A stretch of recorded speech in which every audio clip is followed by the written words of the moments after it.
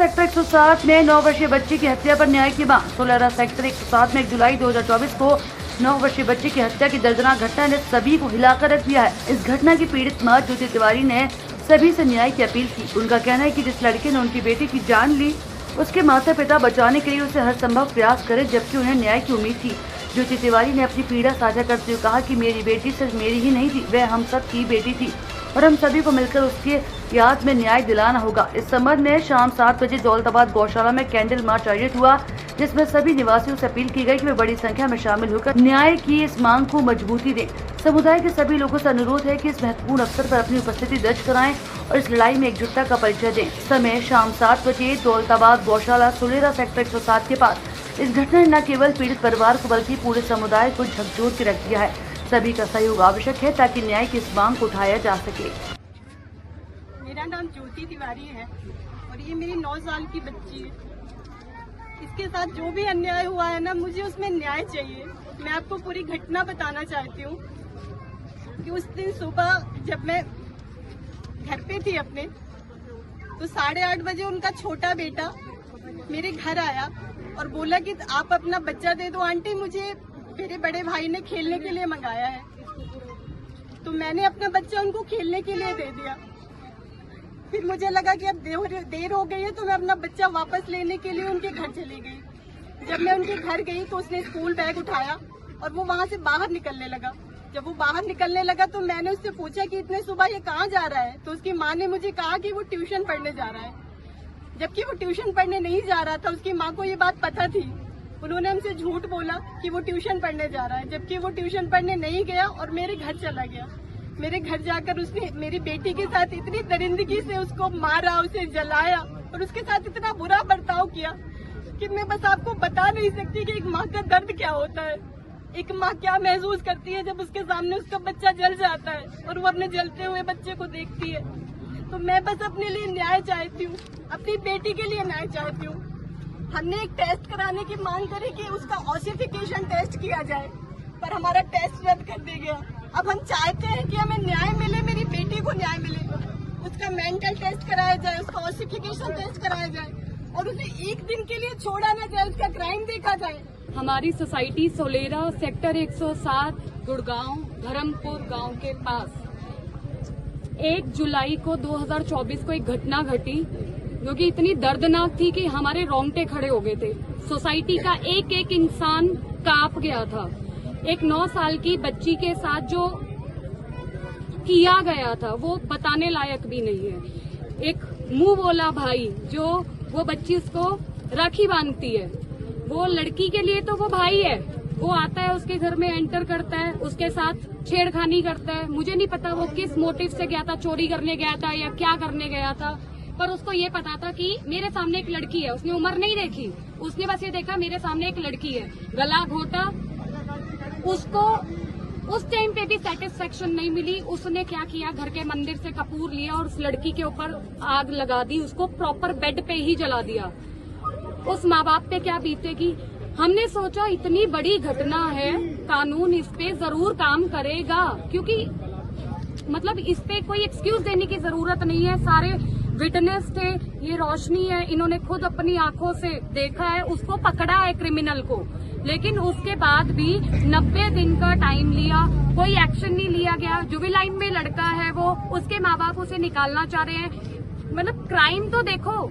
मैंने ये देखा कि भाभी जोर जोर से गेट बजा रही थी, तो मैं भी बाहर निकली। मैंने कहा भाभी क्या हुआ? कह रही पता नहीं, गेट नहीं खोल रही लड़की। मैं कहा अच्छा मैं अपनी खिड़की से देखती हूँ। जैसे ही मैं अपनी खिड़की से बाहर निकली तो उन्होंने वो लड़का खिड़की से कुंडी खोल रहा था बालकनी की अपनी, और एकदम से बाहर आया। जैसे मैंने अपनी खिड़की खोली तो वैसे वो दिख गया मुझे कि अंदर है, कोई लड़का है।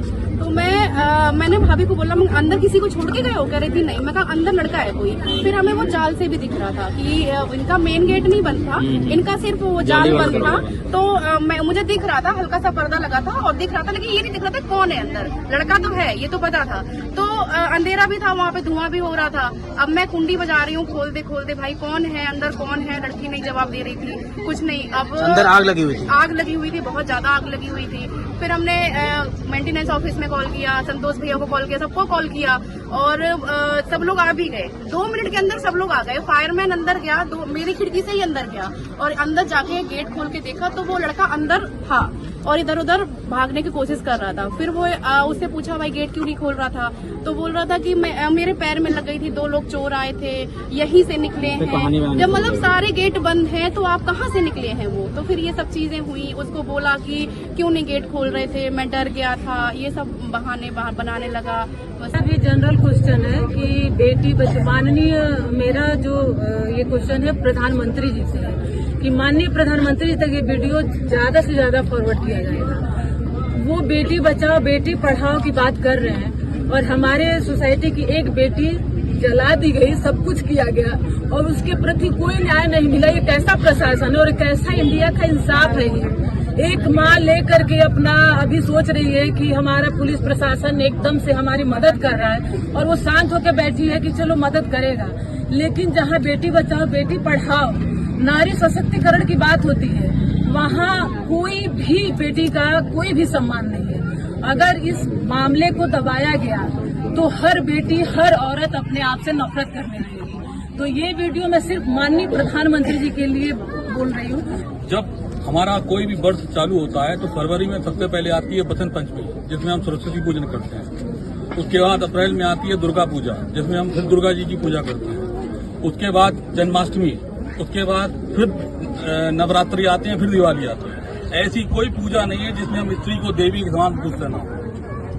और हमारे देश में जो औरतों के साथ हो रहा है वो बिल्कुल भी कल्पनीय नहीं है, अकल्पनीय है। कलकत्ता हो, यूपी हो, हर जगह लड़कियों को एक वस्तु समझ लिया गया है जिनका कुछ लोग उपभोग कर रहे हैं। और ये मेरी समझ से बाहर है। मेरी भी एक लड़की है, आप सबके भी लड़कियां होंगी। 1 जुलाई को जो हमारी सोसाइटी में जो घटना घटी वो बहुत ही निंदनीय है, जिसकी जितनी निंदा की जाए वो बहुत कम है। एक लड़की को पहले मार दिया गया गला घोंट के, उसके बाद उसको जला दिया गया। ये और उस लड़के को बचाने के लिए उसके माँ बाप अब पुरजोर कोशिश कर रहे हैं। यहाँ से घर बेच के पैसा इकट्ठा कर लिया उन्होंने और वो पैसा उस लड़के को बचाने में लगा, बेल कराने में लगे हुए हैं। तो मेरी प्रशासन से यही मांग है, इस लड़के को ना तो बेल दी जाए, इसकी उम्र कैद या फांसी की सजा उससे कम होनी नहीं चाहिए। ये घटना बहुत ही शर्मसार है। हम सब बच्चे, छोटे छोटे बच्चे देखा था, इतनी छोटी बच्ची इतनी निर्मम हत्या से हुई है, उसको देख करके पूरी सोसाइटी का रूह कांपी है और पूरी सोसाइटी यही मांग करती है कि इस बच्चे को फांसी की सजा दी जाए। जो भी घटना घटी उस दिन बहुत ही शर्मनाक थी।